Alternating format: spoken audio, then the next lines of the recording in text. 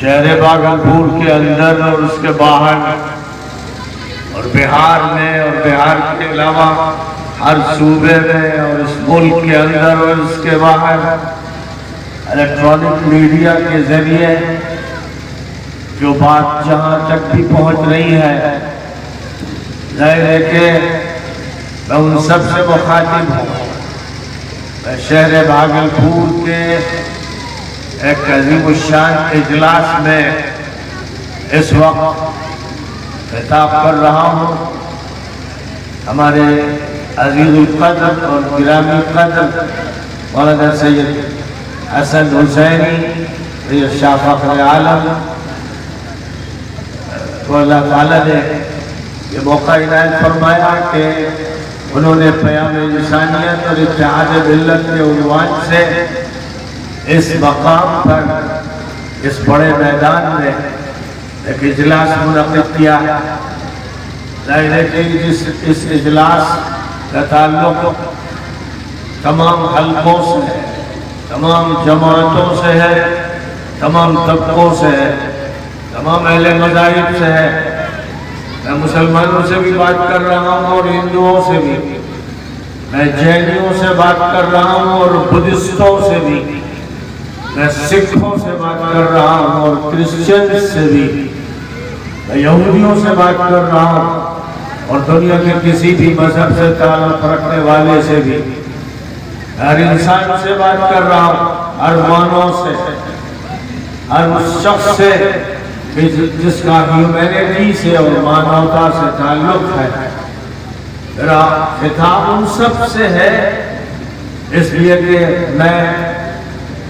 جس مذہب کی نمائندگی کرتا ہوں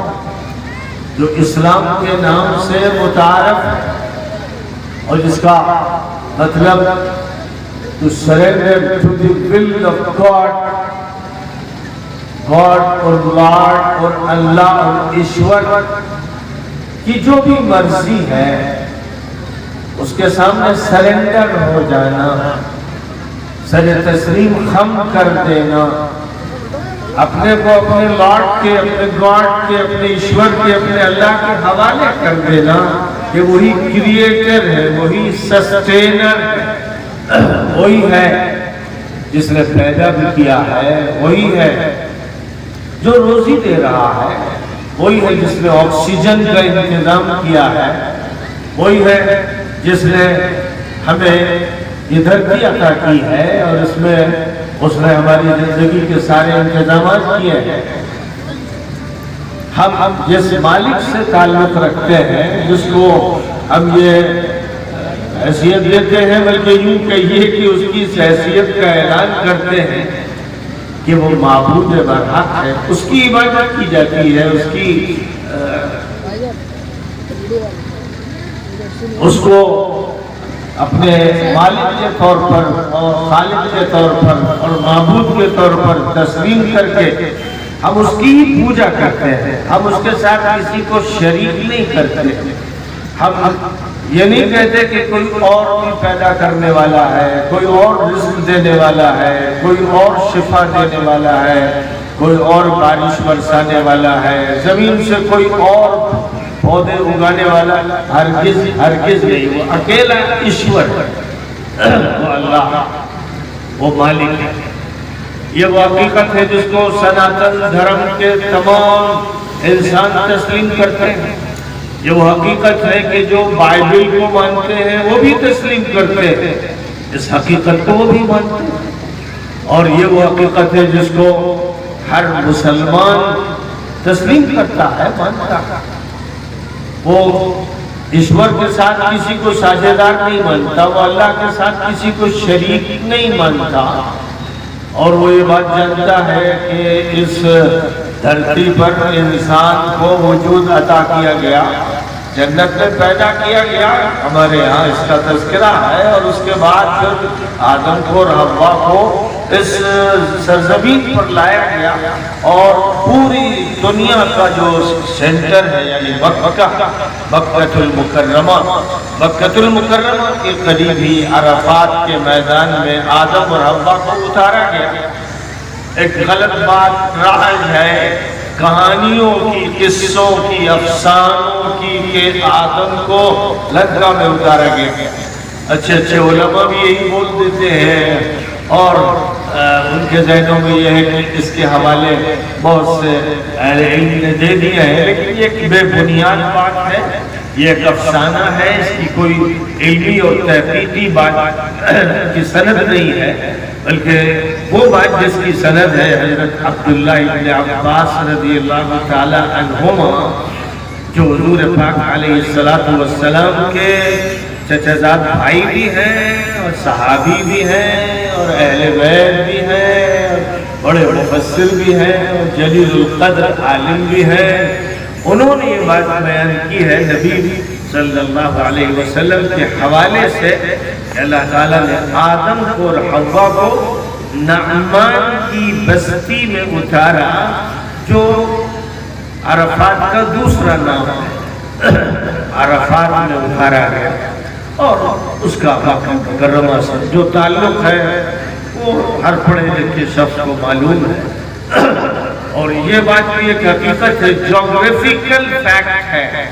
کہ پوری دنیا کے بالکل درمیان میں، آباد دنیا کے درمیان میں مکہ واقع ہے، اور چونکہ انسانوں کا جہاں تک تعلق ہے، تمام انسانوں کے جو جد امجد تھے آدم، ان کے لیے اسی جگہ کا انتخاب کیا گیا جو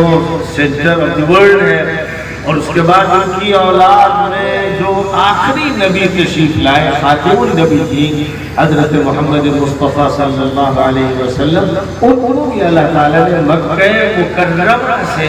بحیثیت نبی کے، بلکہ سید الانبیاء کے، خاتم النبیین کے ظاہر فرمایا، برپا کیا۔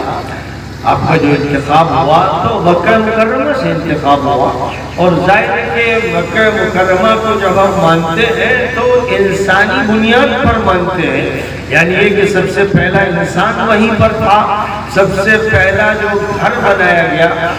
ایشور کی پوجا کے لیے اور اللہ کی عبادت کے لیے، اور لارڈ اور گاڈ کے سامنے سرنڈر ہونے کے لیے اور پروسٹریٹ کرنے کے لیے جو سب سے پہلا گھر بنایا گیا، قرآن میں اس کے بارے میں بھی واضح کر دیا گیا کہ وہ مکہ میں بنایا گیا، جس کو کعبہ کہا جاتا ہے۔ إِنَّ أَوَّلَ بَيْتٍ وُضِعَ لِلنَّاسِ لَلَّذِي بِبَكَّةَ مُبَارَكًا وَهُدًى لِلْعَالَمِينَ۔ فرمایا اللہ تعالیٰ نے کہ سب سے پہلا گھر ایشور اور اللہ کی پوجا کے لیے جو بنایا گیا، پوری مانوتا کے لیے، تمام انسانوں کے لیے، ایک مسلم قوم کے لیے نہیں۔ پہلی مرتبہ جب یہ بات فرمائی گئی کہ تمام انسانوں کے لیے پہلا گھر جو تعمیر کیا گیا، اور وہ اس لیے تعمیر کیا گیا کہ ایک اللہ کو مانا جائے، اس کی عبادت کی جائے، تو وہ مکے میں قائم کیا گیا، اس کو بابرکت بنایا گیا، اور تمام انسانوں کے لیے اس کو ہدایت کا مرکز، سینٹر آف گائیڈنس بنایا گیا۔ وہ ہدایت کا مرکز ہے، اور جتنے بھی پیغمبر آئے، میسنجرز آئے، پروفیٹس آئے، اپوسٹلز آئے، اور ان کو ماننے والے جو ریفارمرز اٹھتے رہے، وہ سب یہ بات مانتے رہے کہ جو سینٹر آف ڈائریکشن ہے اور جو سینٹر آف دی ورلڈ ہے وہ مکہ ہے، اور اس کے اندر جو سب سے پہلا گھر سب سے پہلے انسان نے بنایا وہ کعبہ مقدسہ ہے۔ تو یہ کہانی ہے کہ لنکا میں اترے۔ میں تو لنکا گیا ہوں، اور دلچسپ بات یہ ہے کہ میں نے وہاں یہ معلوم کیا کہ یہ بھئی آپ لوگوں کا یہ کہنا ہے، شہرت ہے کہ سب سے پہلے انسان آدم یہاں اترے، اور لوگ جاتے ہیں 7000 کی فٹ بلندی پر، پہاڑی پر ان کے قدم کا نشان بتاتے ہیں، اور دلچسپ بات یہ ہے کہ صرف ایک قدم کا نشان ہے۔ وہاں جو بات مشہور ہے اور لوگ جاتے ہیں، وہ زیارت گاہ بنی ہوئی ہے، تو ایک قدم کا نشان ہے۔ میں نے کہا جو ابا آدم اوپر سے اتارے گئے تو لنگڑے تھے کہ ہاں، حضرت ابراہیم علیہ السلام کے دونوں پیروں کے نشان ایک پتھر پہ کعبہ مقدسہ کے پاس موجود ہے، اس کو مقام ابراہیم کہتے ہیں، اور وہ دونوں پیروں کے واضح نشانات ہیں، جتنے بھی حاجی جاتے ہیں سب رکھتے ہیں۔ اور کعبے کا طواف کرنے کے بعد کوشش کرتے ہیں کہ اسی کے پاس ہی اس کے پیچھے 2 رکعت ادا کر. تو دونوں قدم کے نشان ہیں اور معمول کے مطابق جتنے قدم ہمارے اور آپ کے ہوتے ہیں وہی سائن ہے. یہ بھی نہیں کہ وہ 10 فٹ اور 15 فٹ کے. اب وہاں پر ایک قدم کا نشان ہے سری لنکا میں. تو میں نے ان سے کہا کہ وہی دوسرا قدم کہاں رکھا؟ آج تک اس کا کوئی جواب نہیں ہے، کیونکہ ایک افسانہ ہے، ایک کہانی ہے جس کی کوئی حقیقت نہیں ہے. اور پھر میں نے دلچسپی میں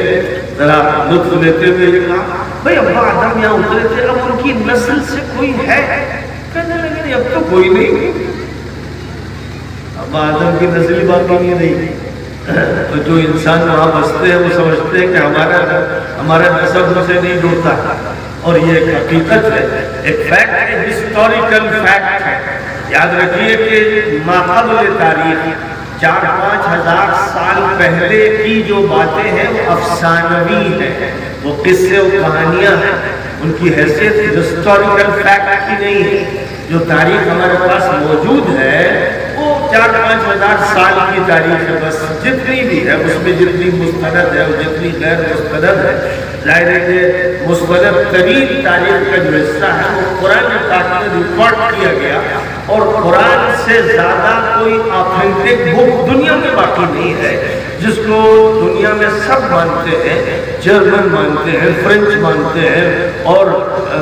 برٹشز مانتے ہیں. دنیا میں جتنی بھی ٹیموں نے تحقیقات کی ہے، پوری دنیا کی لائبریریز اور اکیڈمیز کو چھان مارا انہوں نے کہ کہیں سے یہ بات معلوم ہو کہ قرآن پاک کے ایک نسخے اور دوسرے نسخے میں کوئی ڈیفرنس ہے. تو وہ ناکام ہو گئے اور ان کو کہیں پر بھی دنیا کی کسی لائبریری میں کوئی ایک نسخہ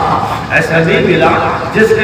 سے یہ بات ثابت ہوتی کہ قرآن اور قرآن کے نسخے میں کوئی ڈیفرنس ہے، کوئی فرق ہے، کوئی اختلاف. ایسی دنیا میں کوئی کتاب نہیں ہے. یہاں کی جو ہسٹورینز ہیں وہ جانتے ہیں کہ ویدوں کے ٹرانسلیشنز ہوئے، ان میں بہت سی تبدیلیاں ہو گئی. بائبل کا جو لٹریچر موجود ہے، جتنے بھی ہسٹورینز ہیں جو انسائکلوپیڈیا بریٹانیکا کے بڑے اچھے رائٹرز ہیں اور اسکالرز ہیں، اور انسائکلوپیڈیا ریلیجنس اینڈ ایتھکس کے جو رائٹرز ہیں، ان سب کا اس پر اتفاق ہے کہ ہمارے پاس ایک بھی نسخہ تورات کا، جس کو یہودی مانتے ہیں اور ہم بھی مانتے ہیں کہ وہ برحق کتاب تھی، اس کا کوئی ایک نسخہ جس سے دوسرے نسخے میں ڈیفرنس نہ ہو بتایا جائے، دکھایا جائے. تو انہیں اس کا اعتراف ہے کہ وہ تورات، وہ کتاب، وہ اولڈ ٹیسٹمنٹ جو موسیٰ پر اتارا گیا تھا وہ دنیا میں نہیں ہے، وہ جلا دیا گیا تھا، وہ باقی نہیں رہا. اور بڑے لمبے عرصے کے بعد ان کا کہنا ہے کہ عزرا پروفٹ نے، حضرت عزیر نے اپنے حافظے سے بعد میں اولڈ ٹیسٹمنٹ لکھوا دیا، لیکن اصل نسخہ دنیا میں نہیں. اسی طرح تمام عیسائی اس پر متفق ہے کہ انجیل کا، گوسپل کا وہ نسخہ جو جیسس دی کرائسٹ کو دیا گیا تھا دنیا میں کہیں نہیں ہے. اور جو انجیلیں ہیں وہ 4 زیادہ تر مشہور ہیں، حالانکہ 2000 انجیلیں تھیں جو نائسیہ کے مقام پر 325 عیسوی میں پیش کی گئی تھی. رومن امپائر میں جب ایک کانفرنس کی گئی تھی تو اس وقت جو پادری صاحبان آئے تھے اپنے اپنے بغل میں دبا کر ایک گوسپل لے کر آئے تھے اور 2000 نسخے تھے. ان 2000 نسخوں میں سے 4 نسخے رومن امپائر نے منتخب کیے، یعنی ان کو سلیکٹ کر لیا گیا کہ یہ 4 نسخے ہم چلائیں گے. اب ظاہر ہے کہ حضرت عیسیٰ کا جہاں تک تعلق ہے، ان کے شاگرد اور شاگرد کے شاگردوں کے وہ نسخے ہیں جنہوں نے کوشش کی ہے کہ حضرت عیسیٰ کی زندگی کا تذکرہ کرے. اور عجیب بات ہے کہ حضرت عیسیٰ کی پوری زندگی کے صرف 3 دن کا تذکرہ ہے. حضرت عیسیٰ کی پوری زندگی کے صرف 3 دن کا تذکرہ ہے، باقی اس میں ان کی زندگی کے اور واقعات کا کہیں اتھا پتہ نہیں ہے. اس اعتبار سے یہ بات معلوم ہو جاتی ہے کہ اللہ ایشور لارڈ نے مختلف زمانوں میں اپنے پروفٹس بھیجے، اپنے اپوسٹلس بھیجے، اپنے میسنجرز بھیجے، اور ہر جگہ ہمارا یہ عقیدہ ہے ہندوستان میں بھی اس کے پروفٹس آئے، لازمی طور پر آئے۔ ہم یہ نہیں جانتے یقینی طور پر کہ گوتم بدھا ایک پروفٹ تھے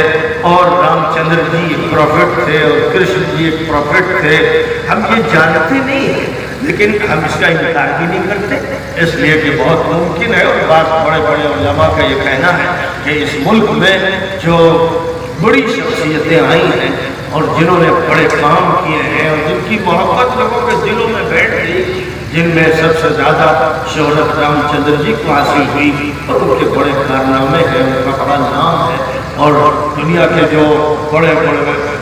ادیب ہیں، رائٹرز ہیں، انہوں نے ان کا بڑا اچھا تذکرہ کیا ہے، یہاں تک کہ علامہ اقبال نے ایک پوری نظم رام چندر جی کی عظمت پر کہی ہے۔ اور اسی طرح گوتم بدھا کی جو شخصیت ہے اس کو صرف ہندوستان کی سرزمین میں نہیں بلکہ آس پاس کے ملکوں نے تسلیم کیا، چاہے آپ برما چلے جائیں، تھائی لینڈ چلے جائیں، کوریا چلے جائیں، جاپان چلے جائیں، چائنا چلے جائیں، دنیا کے دور دراز کے ملکوں میں کروڑ انسان ہیں جو گوتم بدھا کو مانتے ہیں، اور یقیناً ان کی شخصیت بہت بڑی شخصیت تھی، وہ بڑے عظیم انسان تھے، اور انہوں نے بھی اس ملک کے اندر دیگر ممالک میں جہاں بھی ان کا جانا ہوا یا ان کے شاگردوں کا جانا ہوا بڑا کام کیا ہے۔ اور اسی طرح دنیا کے ہر خطے میں پیغمبر سامنے آتے رہے یا ریفارمرز سامنے آتے رہے۔ ہم یہ مانتے ہیں کہ جو ریفارمرز سامنے آئے ہمارے اس ملک میں، ان میں گرو نانک جی کی بڑی حیثیت ہے، بڑی عظمت ہے، ایک بڑی قوم کو مانتی ہے، اور مسلمان بھی اس بات کو جانتے ہیں کہ وہ بابا فرید الدین گنج شکر کے شاگرد رشید تھے، اور اس اعتبار سے حضرت سید معین الدین چشتی رحمۃ اللہ علیہ سے ان کا تعلق ثابت ہوا، اور جو اولیاء کرام اس ملک میں رہے ہیں جنہوں نے اس ملک کی بڑی خدمات انجام دی ہے، اور واقعہ یہ کہ اس ملک کے لاکھوں کروڑوں انسانوں کو اندھیروں سے اجالے میں لائے اور ان کو وہ صحیح بات سمجھائی جو سناتن دھرم کی بات تھی،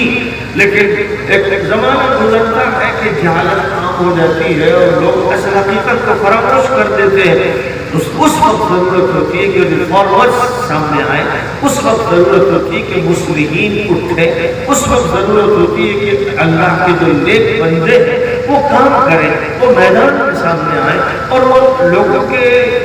سینوں سے سینے لگائیں اور ان کا اکرام کریں، ان کو محبت عطا کریں، ان کو پریم دیں اور ان کو بتائیں کہ مانوتا کیا ہے، انسانیت کیا ہے، اور ان کا رب کون ہے، مالک کون ہے، کریٹر کون ہے۔ یہ کام ہے ریفارمرز کا، اور یہ کام ہے، پہلے یہ کام رہا نبیوں کا، رسولوں کا، اب نبیوں اور رسولوں کے راستے پر جو بھی چلے گا وہ یہ کام انجام دے گا۔ اور جب بھی کسی خطے کو اس کی ضرورت تھی تو اللہ کی طرف سے کسی نہ کسی مصلح کو، کسی پیغمبر کو اٹھایا گیا، اور یہاں تک کہ اللہ کی طرف سے ابھی فیصلہ ہوا، یہ 7ویں صدی عیسوی کی بات ہے، 610 عیسوی کا سال تھا جب اللہ کی طرف سے، ایشور کی طرف سے یہ فیصلہ ہوا کہ مکہ جو سینٹر آف دی ورلڈ ہے اور جہاں پر سب سے پہلے انسان نے ایشور کی پوجا کے لیے، اللہ کی عبادت کے لیے ایک گھر بنایا تھا جس کو کعبہ کے نام سے جانا جاتا ہے۔ قرآن کہتا ہے کہ وہ تمام انسانوں کا گھر ہے۔ آج یہ مسئلہ ہو گیا کہ ہم سمجھتے ہیں کہ بھائی مسلمانوں کا کعبہ ہے، اب ہندو بھائی جو ہے ان کے لیے اور جگہ ہے۔ یہ تقسیم ہم کرتے ہیں یا ہمارے اور بھائی کرنے لگتے ہیں، ایشور نہیں کرتا، اللہ نہیں کرتا۔ اللہ تو یہ بتاتا ہے کہ تم سب ایک مرد ایک عورت کی اولاد ہو۔ اے تمام انسانوں جو امریکہ میں اور آسٹریلیا میں رہ رہے ہو، اے تمام انسانوں جو یورپ میں اور افریقہ میں اور ایشیا میں رہ رہے ہو، اے تمام انسانوں جو ہندوستان میں رہ رہے ہو، تم سب ایک ماں باپ کی اولاد ہو، تمہارے اندر ایک خون ہے، تمہارا DNA ایک جگہ جا کر مل جاتا ہے، تم سب اپنے اندر جو خصوصیات رکھتے ہو وہ ملتی جلتی ہے، تم اپنے کو ہندو کہو یا جینی کہو یا بدھسٹ کہو، بہرحال جو بھی تمہیں دیکھے گا وہ یہی سمجھے گا کہ بہرحال ایک خاندان کے ہو، افراد ہو، ایک ماں باپ کی اولاد ہو، یہ وہ بات تھی جس کو سناتن دھرم میں بھی کہا گیا ہے، اور وہاں بھی اس کا ذکر ہوتا ہے کہ سب ایک خاندان ہے، پوری دنیا ایک خاندان کی ہے، سارے انسان ایک خاندان ایک پریوار کے ہیں۔ یہ بات ہر سنت جانتا ہے، ہر مہنت جانتا ہے، ہر پنڈت جانتا ہے، اور وہ سے بولتا ہے۔ اور آپ ٹی وی چینلز پر سنتے ہوں گے کہ جب بھی بات آتی ہے مانوتا اور انسانیت کی تو سب یہ کہتے ہیں کہ ہمارے یہاں یہی عقیدہ ہے کہ سارا جو عالم ہے، دنیا اس میں رہنے والے تمام انسان ایک دوسرے کے بھائی ہیں، ایک خاندان۔ لیکن قرآن پاک میں جو اعلان کیا گیا ہے، زبردست برملا اعلان، اور نبی آخری نبی کے ذریعے وہ اعلان کرایا گیا، اس میں فرمایا گیا یا ایھا الناس انا خلقناکم من ذکر وانثی وجعلناکم شعوبا وقبائل لتعارفوا ان اکرمکم عند اللہ اتقاکم۔ اے انسانوں، یعنی کہا جا رہا ہے مسلمانوں، اے مومنوں، اے عرب کے لوگوں اور اے فلاں جگہ کے لوگوں، یہ جغرافیہ کی جو تقسیم ہے، اس تقسیم سے ہماری برادری بڑھتی نہیں ہے۔ ہم الگ صوبے میں ہیں، ہم الگ شہر میں ہیں، اس سے ہمارا خاندان ٹوٹتا نہیں۔ ہم افریقہ میں ہیں یا یورپ میں ہیں یا آسٹریلیا میں ہیں، اس سے ہمارا پریوار بکھرتا نہیں۔ یا ایھا الناس، اے انسانوں، اِنَّا خَلَقْنَاكُم مِّن ذَكَرٍ وَأُنثىٰ، ہم نے تم کو ایک مرد اور ایک عورت سے پیدا کیا، تم سب کو اے انسان، وَجَعَلْنَاكُمْ شُعُوبًا وَقَبَائِلَ لِتَعَارَفُوا، اور تم کو مختلف قوموں میں اور قبیلوں میں اور خاندانوں میں اس لیے رکھا، الگ الگ رنگ اور الگ الگ شکلیں تم کو اس لیے دی تاکہ تم ایک دوسرے کو پہچان سکو، تاکہ تمہارا صحیح انٹروڈکشن ہو، تاکہ تم یہ سمجھو کہ یہ ہمارا فلاں بھائی ہے، یہ فلاں بھائی ہے، یہ فلاں جگہ کا ہے، اس کے ماں باپ فلاں ہیں، اس کے خاندان کا یہ سلسلہ اس طرح جا کر جڑتا ہے ابا آدم سے اور اماں حوا سے۔ اس کے لیے فرمایا ہم نے تم کو الگ الگ رنگ دیے۔ دو سگے بھائی بھی ایک شکل کے نہیں ہوتے، دو سگے بھائیوں کی جو انگلیوں کے پوروں کی لکیریں ہیں وہ یکساں نہیں۔ یہ اس مالک، اس ایشور، اس پروردگار کا کمال ہے، یہ اس کا کمال ہے، یہ کسی انسان کا کمال نہیں ہے، کسی ذات کا کمال نہیں ہے، یہ کسی بنے ہوئے اور کھڑے ہوئے بھگوان کا کمال نہیں ہے، یہ ایشور کا اور اللہ کا کمال ہے کہ اس نے ایک چھوٹے سے وجود میں انسان کی انگلیوں کے پوروں کے اندر اتنے نقشے، اتنے ڈیزائن بنائے ہیں کہ اس کو صنعت بنایا جاتا ہے۔ اور انگوٹھا اگر آپ نے لگا دیا تو اس کا مطلب آپ ڈاکومنٹیشن کا کام کر رہے ہیں اور کسی چیز کو صنعت کی حیثیت دے۔ دستخط سب کے الگ، دو سگے بھائیوں کے دستخط الگ، دو سگے بھائیوں کی آوازیں الگ، لہجہ الگ، شکل الگ۔ بتائیے کوئی بھی کارخانہ دنیا میں ایسا ہے جس میں اتنے ڈیزائن ہو، اتنی رنگا رنگی ہو؟ واقعہ یہ ہے کہ یہ انسان کے بس کی بات نہیں، انسان کو پیدا کیا گیا ہے، پیدا کرنے والا اور کریٹر وہ اللہ کا جو مالک ہے، اس نے بے شمار ڈیزائن بنائے، بے شمار رنگ بنائے، بے شمار شکلیں بنائی، لیکن یہ بات کہہ دی ہے کہ یاد رکھو کہ تم آپس میں ایک دوسرے کو پہچانو۔ ایک محلے کے رہنے والے سب کو پہچانے، ایک شہر کے رہنے والے آپس میں پہچانے، ایک ملک کے رہنے والے، دنیا بھر کے رہنے والے آپس میں پہچانے۔ یہ جو بارڈرز بنا دیے جاتے ہیں کہ یہاں سے ملک ختم ہو گیا، یہاں سے نیا ملک شروع ہوا، اور اس کے بعد پھر ان بارڈرز کے لیے قاعدے اور قانون بنائے جاتے ہیں، یہ سب انسانوں کے عمل ہے، پروردگار کا یہ عمل نہیں ہے۔ پروردگار کی طرف سے تو یہ انتظام کیا گیا کہ تم ایک پریوار کے لوگ ہو، انڈونیشیا سے چلو انڈیا آ جاؤ، انڈیا سے چلو موروکو چلے جاؤ، اور وہاں سے چلو تو تم کینیڈا پہنچ جاؤ، امریکہ پہنچ جاؤ، سب جگہ تمہیں انسان ملیں گے، تمہارے بھائی ملیں گے، تمہارا پریوار ملے گا۔ لہٰذا اگر کسی نے یہ لکیریں بنا دی ہیں اور ان لکیروں کی وجہ سے لوگوں کو توڑ دیا ہے، ان میں جنگیں چھیڑ دی ہیں، تو وہ شیطان ہے۔ جو یہ کرنے والے ہیں وہ شیطان ہے۔ اور جو انہی بنیادوں پر لڑنے والے ہیں وہ شیطان ہیں، وہ انسان نہیں ہے۔ انسانوں کا پریوار ایک ہے، اور ہمارا خاندان افریقہ میں بھی ہے اور یورپ میں بھی ہے اور ایشیا میں بھی ہے۔ ہم گوروں سے ملے یا کالوں سے، ہم کالوں سے نفرت اس لیے نہیں کرتے وہ کالے ہیں کیونکہ ایشور نے انہیں کالا بنایا، اور ہم گوروں کی عزت اس لیے نہیں کرتے کہ وہ گورے ہیں، اس لیے کہ یہ ایشور کی طرف سے ایک فیصلہ ہے، کسی کو کالا بنایا، کسی کو گورا، کسی کو سرخ رنگ کا اور کسی کو کسی رنگ کا بنایا،